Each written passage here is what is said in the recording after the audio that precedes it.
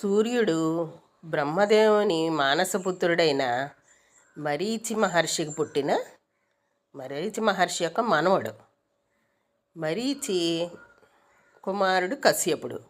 ఆ కశ్యపుడు కుమారుడు సూర్యుడు. ఈ కశ్యప మహర్షికి అదితి భార్య. ఆయన భార్య పేరు అదితి. ఈ అదితికి దేవతలు పుట్టారు. ఈ దంపతులకు పుట్టిన బిడ్డ సూర్యుడు.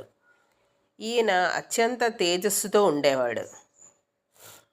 సూర్యుడి స్వభావం ఏంటంటే సూర్యుడు తేజోమయుడు. ఆయన్ని చూస్తే రోజు మనం సూర్యుడిని చూసి దండం పెట్టుకుంటే జీవులకి ప్రాణశక్తి, ఆరోగ్యం, ధైర్యం లభిస్తాయి. ఆయన్ని అందుకే ఆదిదేవుడు అని కూడా పిలుస్తారు. ఏది మొదట పుట్టిందో అది సూర్యుడే.